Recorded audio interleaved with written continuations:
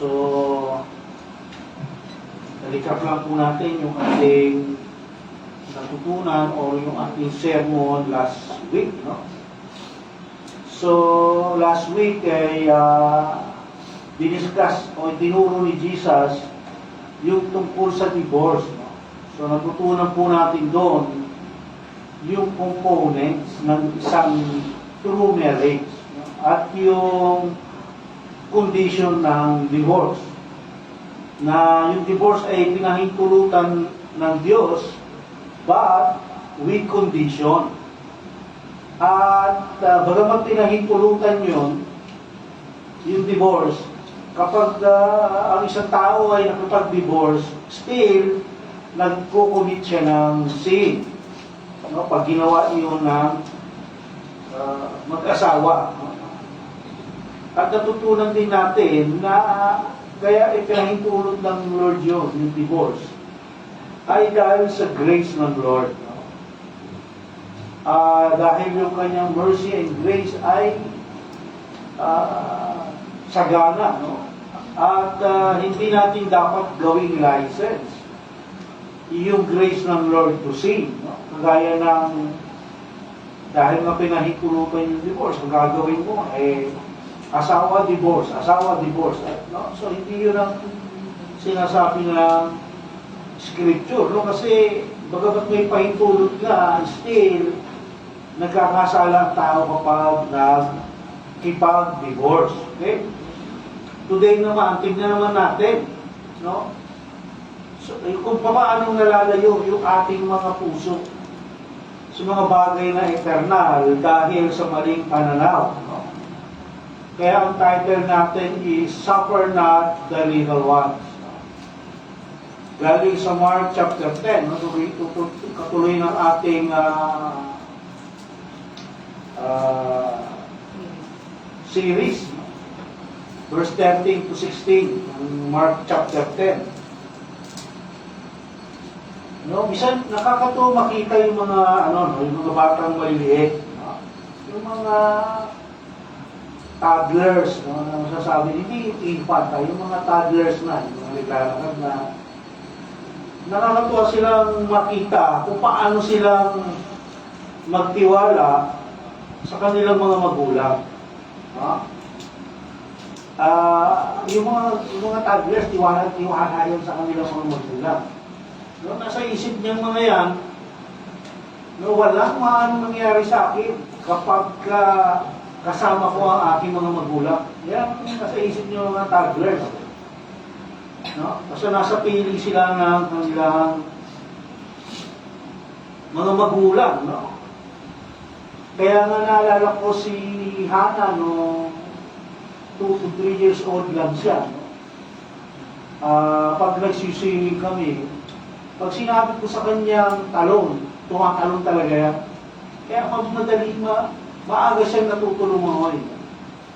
At the age of 3 or 4, marunong na siyang lumangoy. Kasi ganun siya, no? Sa pula ko na hanggang leeg ko, sasabihin ko sa kanya, tatalon talaga yan. No? Kasi nga yung tiwala niya sa akin. Dahil alam niya, walang mangyayari masama sa akin. Kasi yung daddy ko, kasama ko yung daddy ko. O ganun ng mga bata. No? Nasa isip din nila na ang interest ng magulang ay para sa kanila ikabubuti. Totoo naman yan, no? So, hihira naman siguro yung magulang na ang interest ay para sa ikasasama ng kanilang mga anak. No? At ang magulang, iniisip din nila, ng mga batang ito, na yung mga magulang na magpo-provide ng lahat ng kanilang pangangailangan. So, sa madaling salita, nakadepende sila, totally depending on their parents. So, nakadepende sila sa magulang nila. Totally. Pero ang problema, habang lumalaki itong mga bata na to, habang lumalaki, siyempre, at first, nasa ano mo lang yan. Nasa boundary mo lang yan sila. Pero pag nagsimula na mag-aral yan, iiwanan mo na sa school yan. No? Magsisimula na niya na ngayong ma-encounter yung mundo. Yung environment may iba na. No? Kaya habang lumalaki yung bata, nagsisimula na mag-transition niya, no? From total dependence sa magulang into independent. No? Kapag ang anak, no, nag-edad na yan ng mga 15, 16, sisimula na maging independent yan. No? Ano yan, no? Kasi marami na silang nalalaman, hindi na yan naka-depend sa'yo totally. Pansin mo, dati gusto niyan, pagkasama mo sila, pag-aalis kayo, sama yan. Sama ako, iiyak kayo pag hindi mo sinama. Pero habang nag-grow sila, nagiging independent na yan. Minsan sinasama mo, ayaw, kayo na lang. Boring na sila sa magulang. Ayaw na nilang kasama. Bored sila pag yung magulang ang kasama. And that's reality. No? Reality yun. Kasi, nagiging mas mahalaga na sa kanila yung inuutan ng mundong ito, yung nakikita nila sa paligid nila. Mas mahalaga na yun. Kung minsan nga, ang nakakalungkot, mas pinaniniwalaan na nila yun. No? Yung kaysa sa sinasabi ng magulang. Mas pinaniniwalaan nila yung sinasabi ng mundo. Na sabi ng mundo, ito yung mahalaga. No, hindi ko sinasabi mo, hindi, ang Lord ang mahalaga. Hindi, sabi ng mundo, ito. No? Sabi ng mundo, kailangan sumikat ka. Ang sabi ng mundo, kailangan yumaman ka. No? Kontra na sila dun sa sinasabi mo kasi na-expose sila sa environment, sa mundo, na-expose na sila. No, kaya yung pagiging total dependence nila, nagiging independent. No? Nagiging independent na sila. Hindi na sila nagdidepende sa'yo. No? Magdidepende lang yung pag walang baon. Pero pag may baon niya, hindi na magdidepende sa'yo. No? Okay, so tingnan natin. Ano ba ang sabi ng scripture? Ano ba yung katotohanan? No? Suffer not the little ones. Ito tayo sa verse 13. Sabi, and they were bringing children to him so that he might touch them. But the disciples rebuked them. Maalala natin ang sinundan na story nito, yung nagtuturo si Jesus about divorce. No? So pagkatapos si Jesus magturo tungkol sa divorce, sinimulan ng mga tao dalhin yung kanilang mga anak kay Jesus. Dinala mo yung mga anak nila, maliliit. No? So, bagamat hindi binanggit dito kung sino yung nagdadala sa mga bata, for sure, mga nanay. No? Kasi mga nanay ang nag-aalaga sa mga bata. No? Hindi lang sa kultura nila, kundi sa kultura din natin. No? Ang nanay ang nag-aalaga sa mga bata.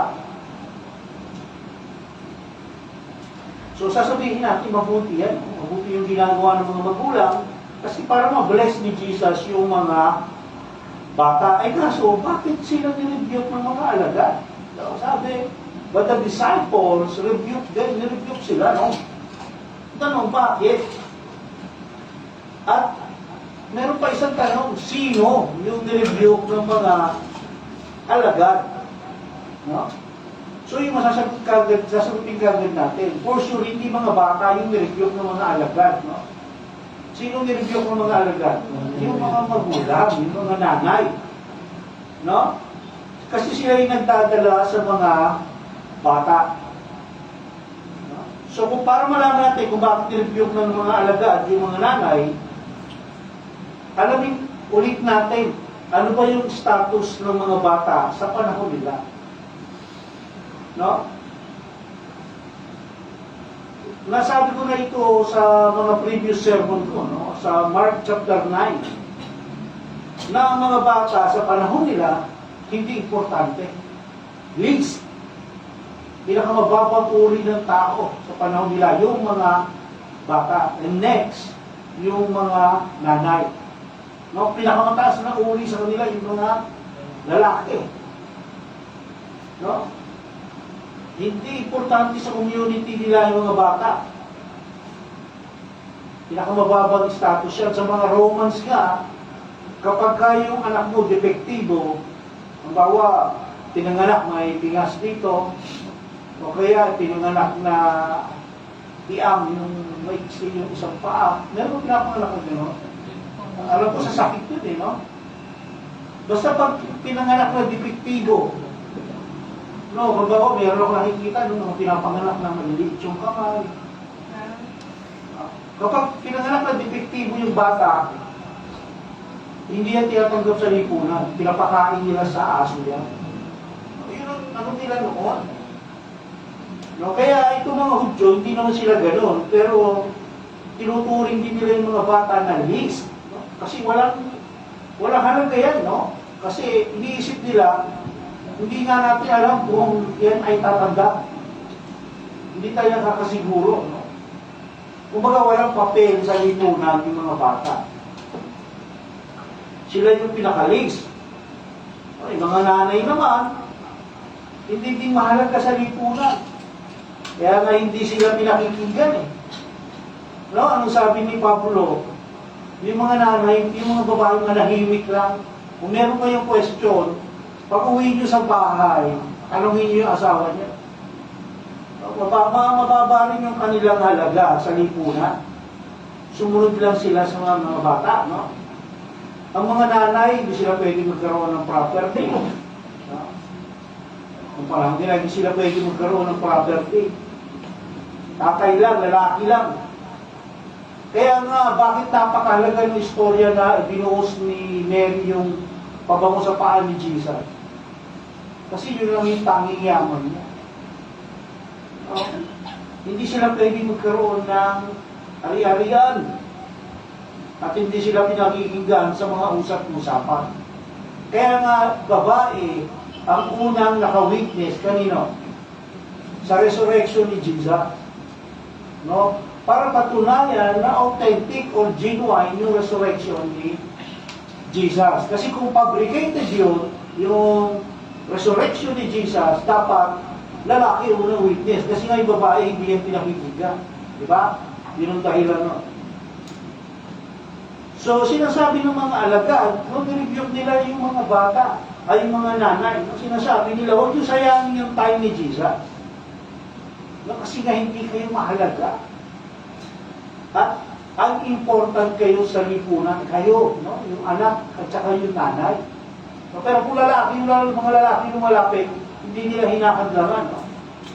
Tingin kasi ng mga alagad, nuwisan sa pagpagulo lang, no? Yung mga bata at yung nanay. No? Kumbaga, hindrance sila sa ministry ni Jesus. Ang problema, hindi nila natandaan yung itinuro sa kanila ni Jesus sa Mark chapter 9. No? Sa previous chapter, Mark chapter 9 verse 36 to 37. Naalala niyo ba yun? Mark 9, 36 to 37. Anong sabi? Anong sabi ni Jesus? Taking a child, he set him before them, and taking him in his arm, he said to them, whoever receives one child like this in my name receives me, and whoever receives me does not receive me, but him who sent me. No? Ilang verses pa lang yung nakakalipas, nakakalimutan na ng mga alagad.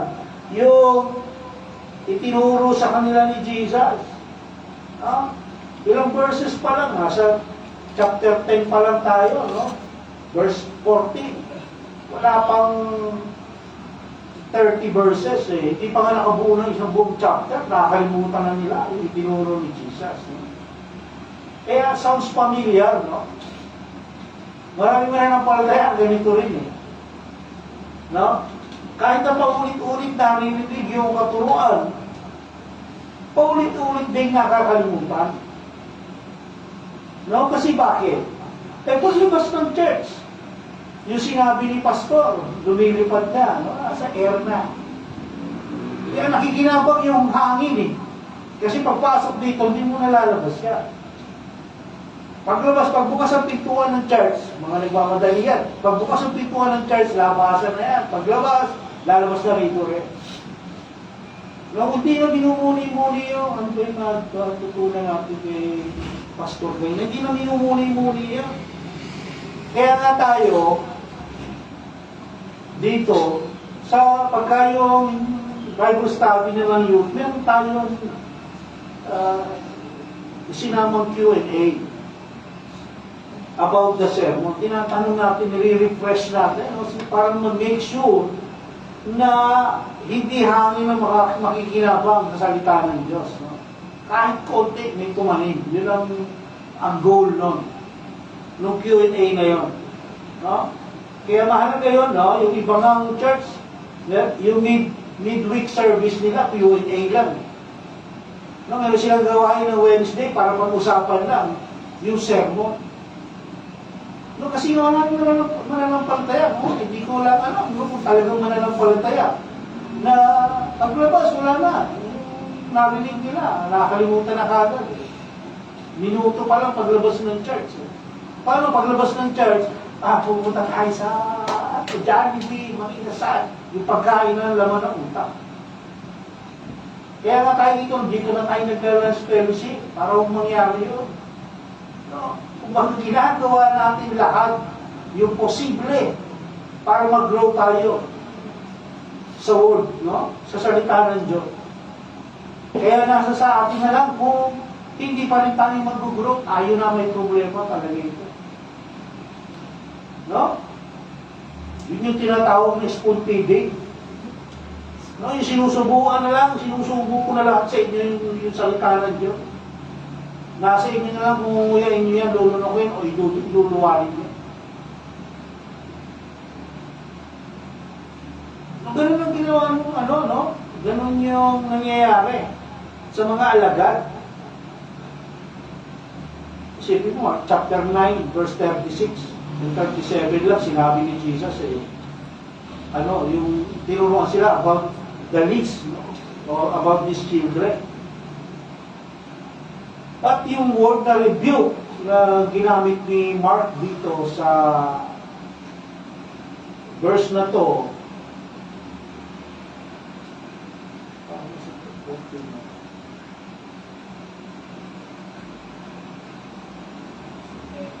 at yung word na rebuke dyan na ginamit ni Mark, ang ibig sabihin, forceful warning that expresses great disapproval. No? Forceful warning, no? Talagang galit sila na ayaw talaga nila na i-allow yun, yung ginawa ng mga nanay. No? Kaya yung response ni Jesus, public correction din. No? Public correction, kasi nakita ng public yun.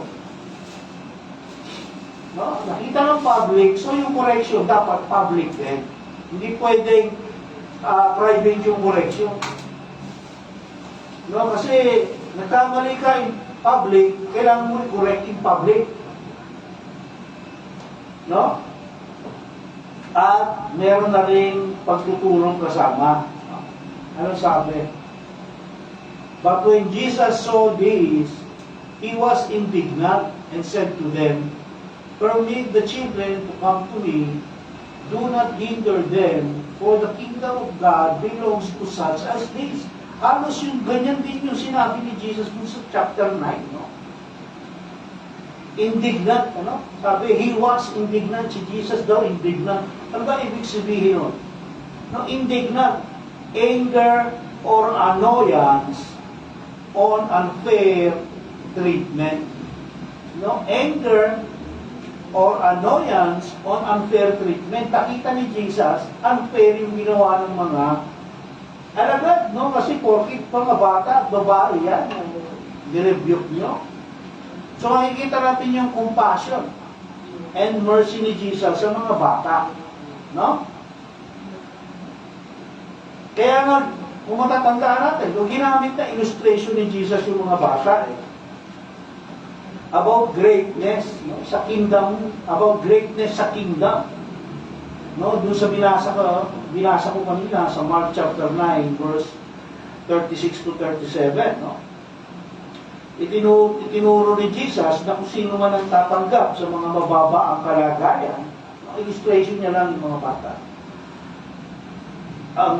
Actually, ang gusto ipakita ni Jesus, yung least, yung kalagayan, vulnerable, no? Mga mahihina. No? Yan ang tinuturo ni Jesus, na kung sino man ang tatanggap sa mga mababa ang kalagayan, ay tinatanggap siya at ang Ama. Yun ang tinuro ni Jesus sa kanila, pero nalimutan kagad nila yun. No? Kaya sinasabi dito ni Jesus, you are missing the point. No?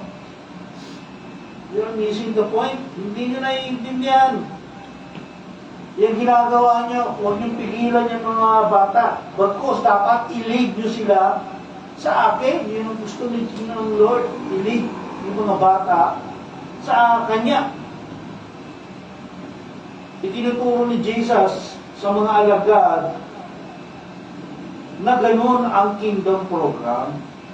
Naabutin ang mga bata figuratively and literally. Literally, yung mga bata, abutin mo yan. And figuratively, yung bata, yung ibig sabihin niya, yung mga low, no? Yung mga least, no? Na yung point ng ministry ng mga alagad at natin, ministry natin at ng mga alagad ay abutin yung mga tinuturong least or lowly, yung mga mababa sa paningin ng lipunan. No, yung bata, ginamit lang ni Jesus na metaphor yan sa mga unvaluable, walang halagang mga tao. Ano ba example nito sa panahon natin?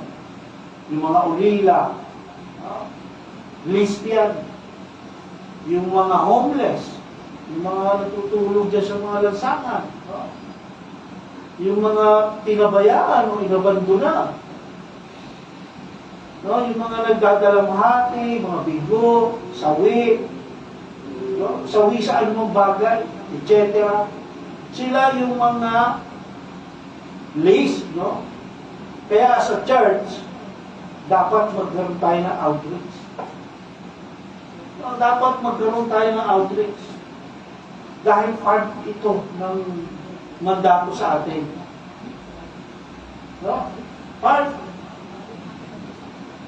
Tayong lahat, hindi si pastor lang, ha? Ang nangyayari kasi, pag meron pang mandato yung church, si pastor lang. No? Yung iba hindi na halo, no? Hindi na join. Kasi hindi kakayanin ng isang tao lang yung outreach, no? Dapat maging eye-opener ito sa atin, no? Na meron pala tayong napabayaan na mandato ng church sa atin. No, kasi iniisip natin, wala na eh, mag-outreach ka pa eh. Gasgas na yung mga yung evangelism, yung tawag nun, pinapakain, feeding, no? Wala na yan, gasgas na yan. Pero hindi kailangan pala natin gawin yun, no? Basta gawin natin yung mandate, bahala na, Lord dyan. Ganun din si evangelism, no? Gawin lang natin yung dapat natin gawin. Kung isang hirap kasi ginajustify natin yung katamaran natin. Nakakatamad yan, ang trabaho yan, daming gawain yan. Huwag na yan. No? Yun ang problema, napabayaan natin yung ating mandate. Yung ating dapat na gawin, hindi natin nagawa. No? Yan ang inuutos ng Lord eh. Yung paglilingkod, no, yung paglilingkod sa kingdom,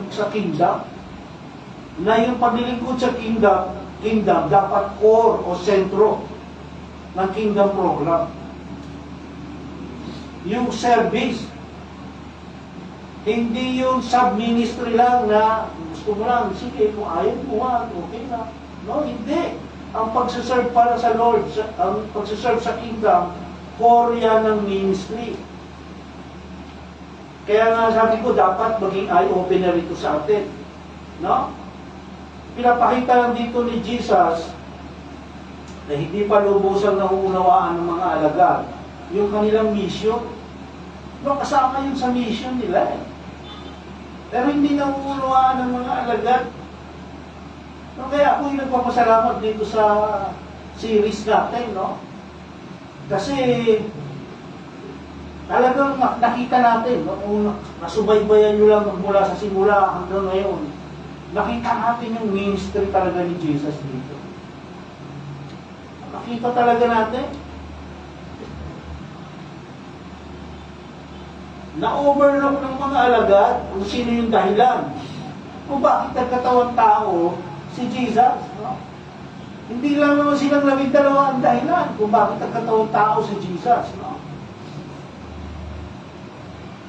Yung tingin ng mga alagad na hindi yung mahalaga, yung mga low and rich sa society, sa tingin ni Jesus, ito yung mga perfect candidate, no?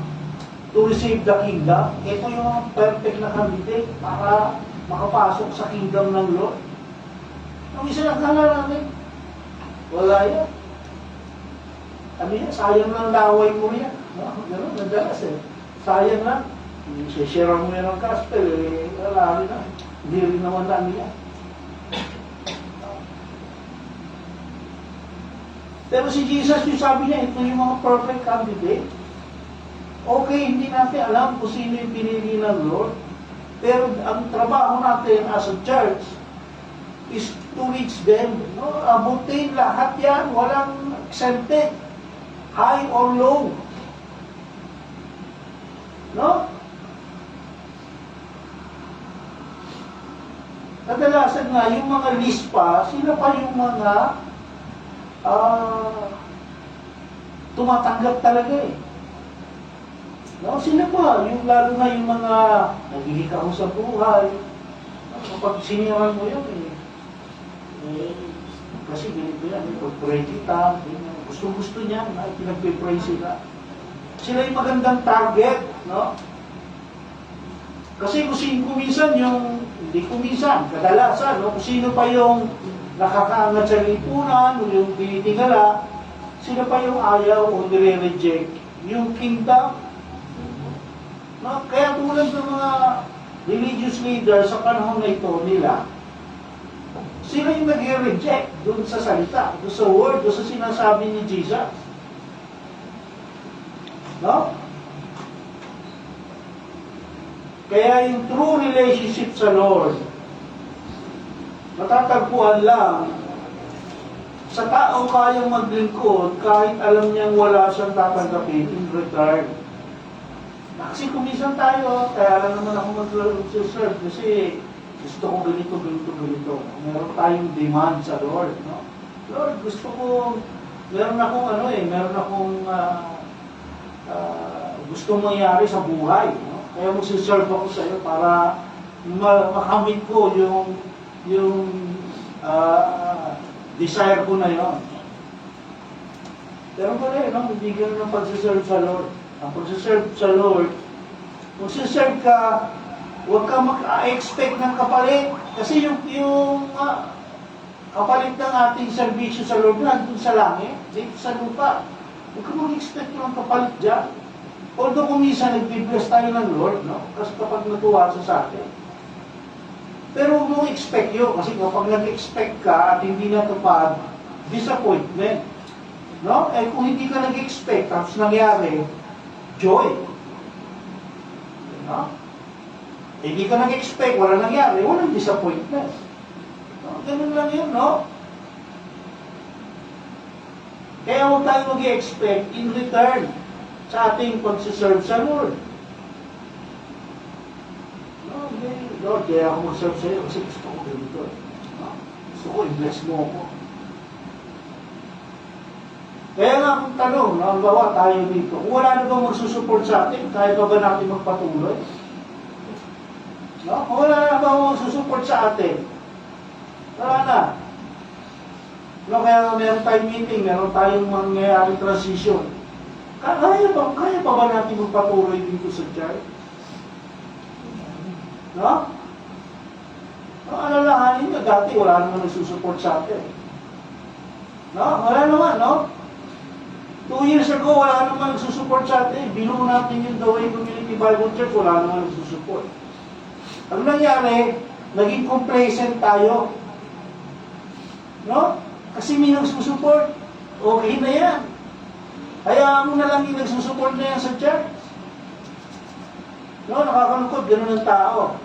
Kapag nalaman nilang, ay, wala na, hindi ka kailangan. Bayaan mo na, may nagsusupport naman dyan sa church natin. Paano kung wala na? No? Magpapatuloy pa ba tayo? Baka wala na, baka hindi ko na kayo makita lahat. No? Dapat ang intention ng heart is to give glory to God. Yun ang dapat ang intention ng heart natin. To give glory, hindi sarili nating convenience, hindi sarili nating kapakanan. No? Hindi. Ang dapat ang intention natin while serving is to give glory to God. No? Verse 15, apat lang, pero ang tagal, no?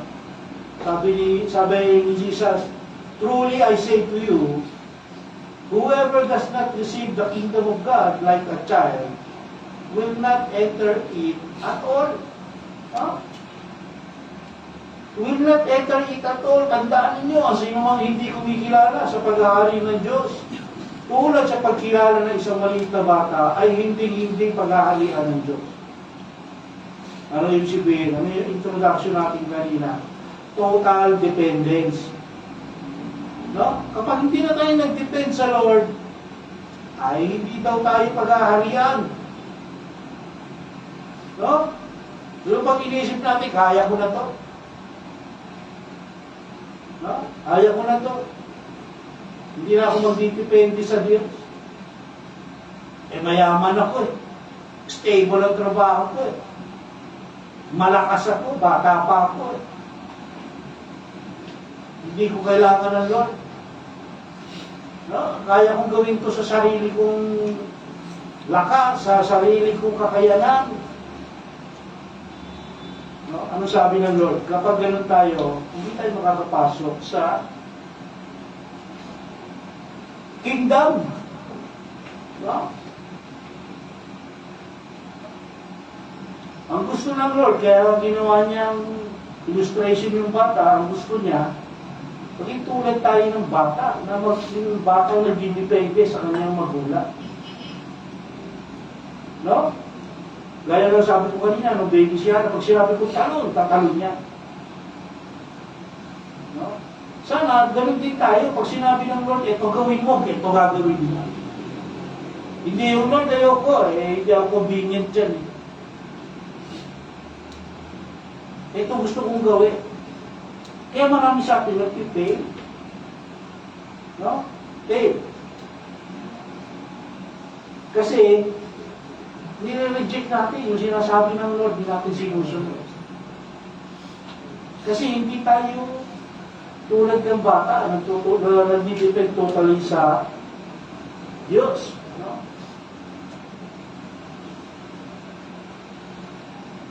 Dapat magdepende tayo sa Diyos, lalo na sa ating kaligtasan. No, huwag nating sabihin na, ay, mabait naman ako, mabuti naman ako, gumagawa, di naman ako nag-aagabyado ng tao. No? Eh, siguradong maliligtas ako naman ako. Siguro naman, i-consider na, yun ang marami ang madalas ko marinig yan. Mauunawaan na ng Lord yan.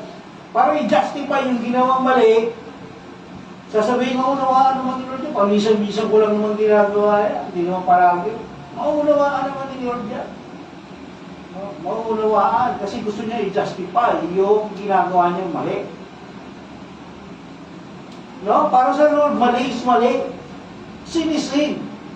Kahit ano pa ang dahilan niya. No?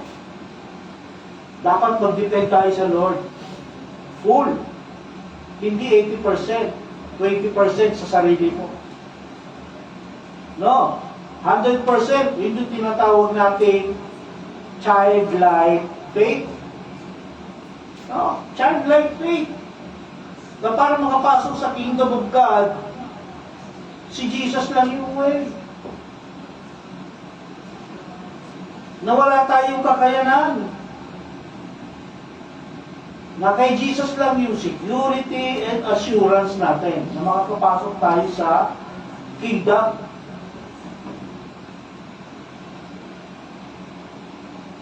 Tandaan natin, hindi yung knowledge natin, hindi yung theology natin. Hindi yung knowledge about Jesus or theology ang magliligtas sa atin kung hindi si Jesus mismo.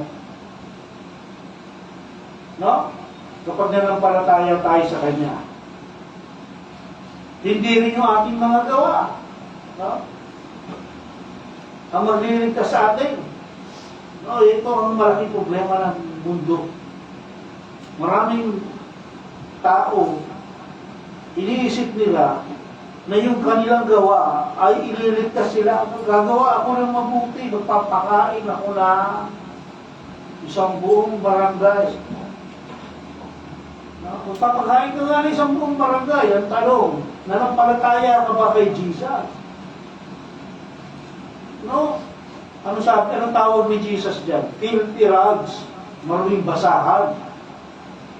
No, yung lamesa mo marumi, pag pinurasan mo ng maruming basahan niya, akala mo ba nalilinisan? Lalo lang dudulihan. Kasi ginamit mo pamunas, marumi. No, maraming tao gano'n. No? Akala nila good works can save them. O, yung iba, 50% good works, 50% faith. Pasok ka na sa langit. Mali. By faith alone, nung tayo makakapasok sa langit. Yung good works, bunga ng faith yan. Katibayan niya na meron kang faith kasi nagkaroon ka ng good works after the faith. Pero hindi yan ang means of salvation. Na kahit mabuti ginagawa mo, kung wala kang faith, wala yung kwesta. No, yung ginawa ni Jesus, yun ang magsisave sa atin, yung pagkabuhay niya sa atin mula sa mga patay. No, kasi tayo patay. No, pinag-aralan namin noong Thursday sa Ephesians. No, sa book of Ephesians na kami. Doon sa mga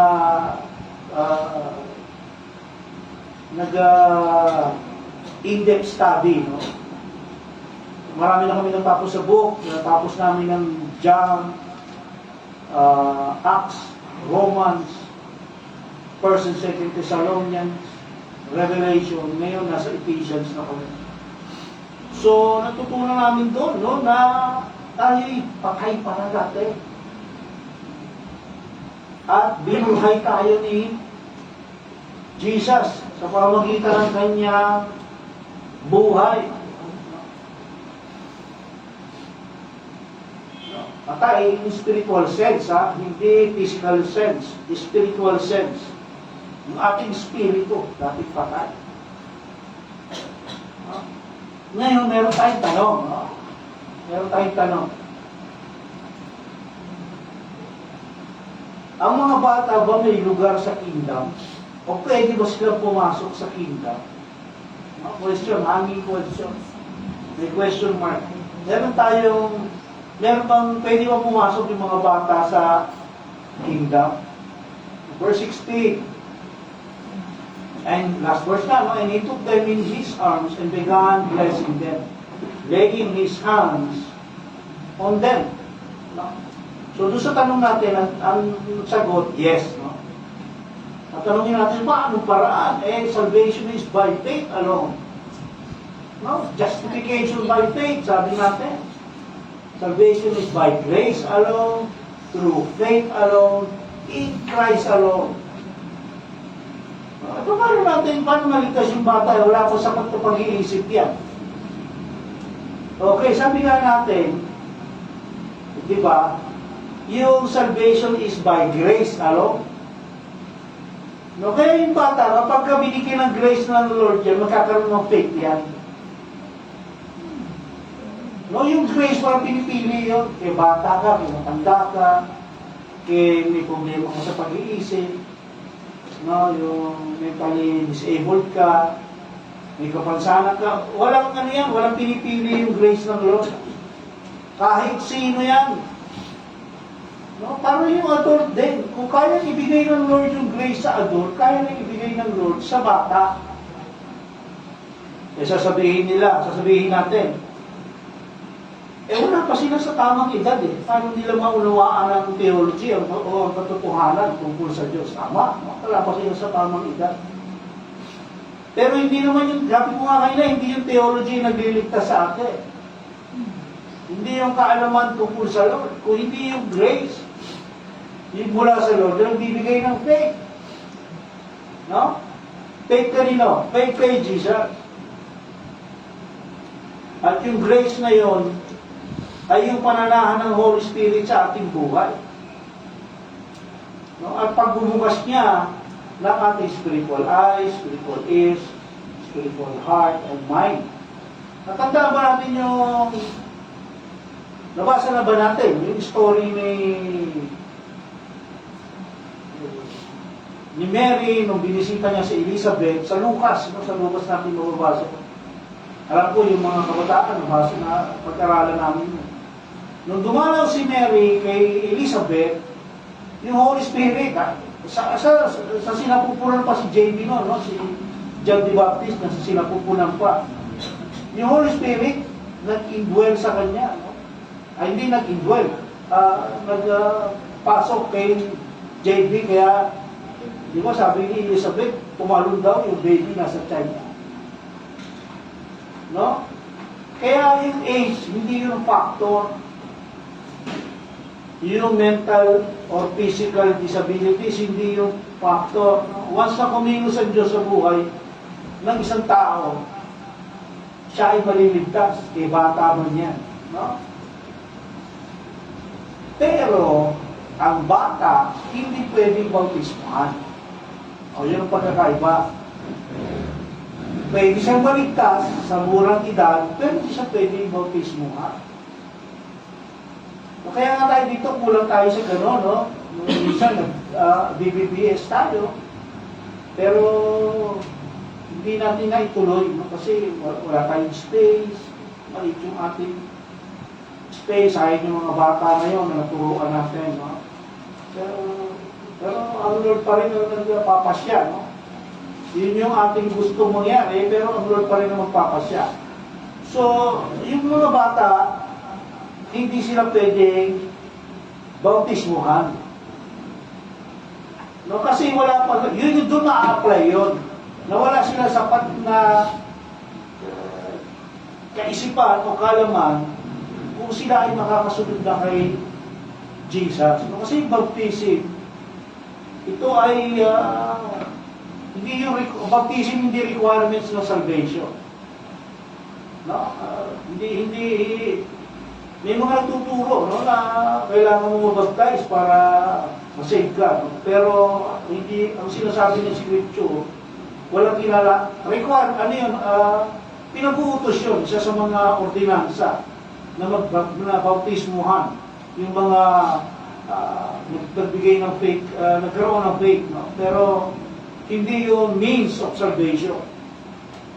No? Hindi yan na requirements ng kaligtasan. Yan ay testimony or witnessing na ikaw ay handa nang sumunod kay Lord. Kaya yung bata, hindi mo pa pwedeng bautismuhan niya. No, hindi mo mga magagawa yan ng declaration of faith niya. Kailangan i-declare mo yung faith mo. Pero pwede silang maligtas. No? Pwede silang maligtas. Pero hindi sila pwedeng baptize. Kaya tinuturo ni Jesus dito, huwag nating hadlangan.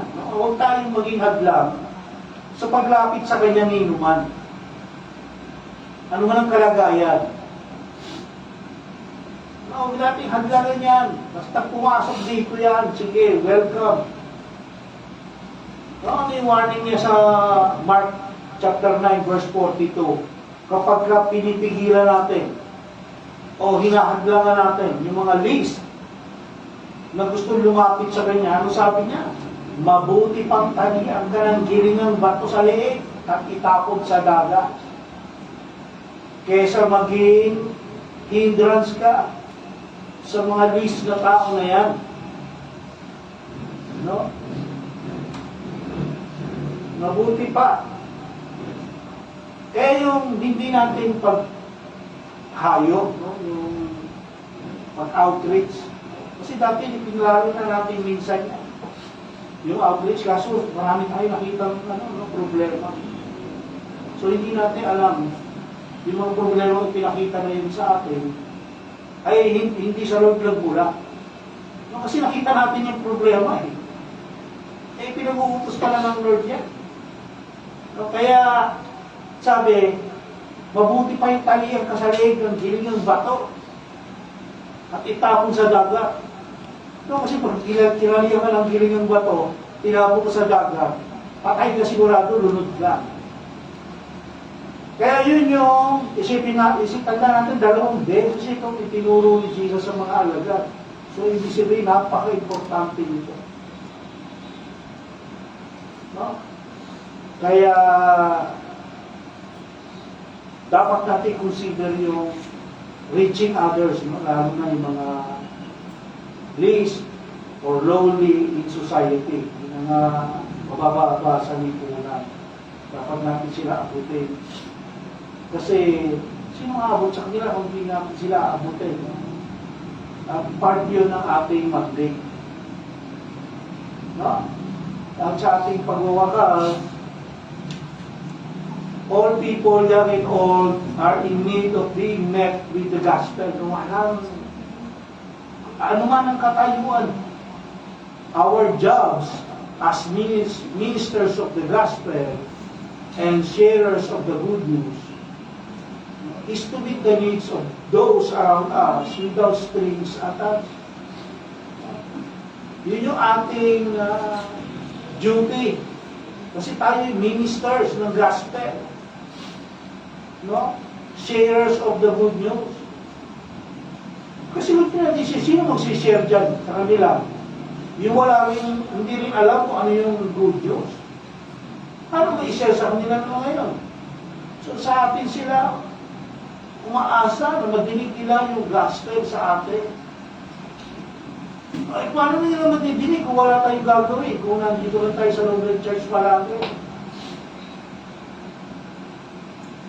No? Kung nandito lang tayo sa loob ng church palagi, hindi nila madidinig ang gospel or ang good news.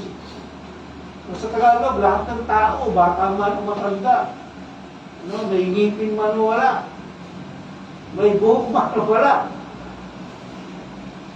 no? Ay nangangailangan maabot ng Ebanghelyo. Lahat, no? Wala exemption. Ang ating tungkulin daw natin, bilang mga lingkod ng Ebanghelyo at tagapagbahagi ng mabuting balita, ay tugunan ang mga pangangailangan ng mga nasa paligid natin nang walang anumang kapalit o kondisyon. Hindi yung, sige, gawin natin yung outreach na yan. Basta huwag lang tayo mahirapan. May kondisyon. Huwag lang maging mabigat para sa atin. Okay, so kasama na yan ngayon sa ating plano. No? Sabi, hanapin natin yung mga pagkakataon na binibigay ng Lord sa atin. No? Binigyan tayo ng Lord ng pagkakataon. Mayroon pang pagkakataon. Para mag-serve tayo. Kanino man, saan man, kailan man. No? Hanapin natin yung mga pagkakataon na yun. Nawa ay makita natin ang mga tao gaya ng pagtingin ni Jesus. No? Yung pagtingin ni Jesus sa tao, ganun din. Yung importance na ang lahat ay nangangailangan ng paglilingkod. Lahat. No? Lahat. Ang problema nga, Lahat na kailangan ng paglilingkod. Eh, problema, sa bahayan natin, hindi natin mapaglingkuran. Yun ang nakakalungkot. No? Eh, yun ang priority natin eh.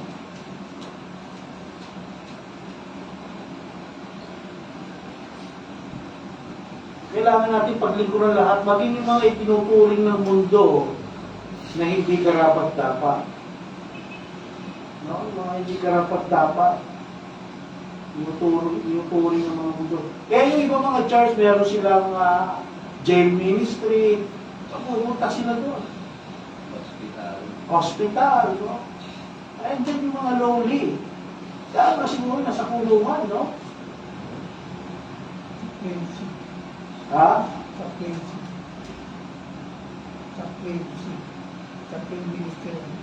Chaplain ministry.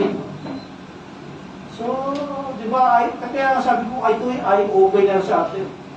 So, tandaan natin, nasa paan ng cross, yung pulubi at milyonaryo, isa lang ang kalagayan. Isa lang. Kahit mayaman sila, kahit mahirap sila, kapwa sila nangangailangan ng paglilingkod o ng service at ng kaligtasan. No? Lahat sila nangangailangan ng kaligtasan. Mapagod tayo. Dahil isa tayo sa mga binigyan ng Lord ng kaligtasan. No? And marami pa, no? More to come, hindi natin alam kung sino yun. Kaya kailangan natin hanapin yun. It's part of our responsibility, duty. Yung hanapin yung mga iba pang pinili ng Lord. Hindi natin mahahanap yun kung nakaupo lang tayo dito sa loob ng church. Kailangan din natin ng gumalaw-galaw din, paminsan-minsan. No,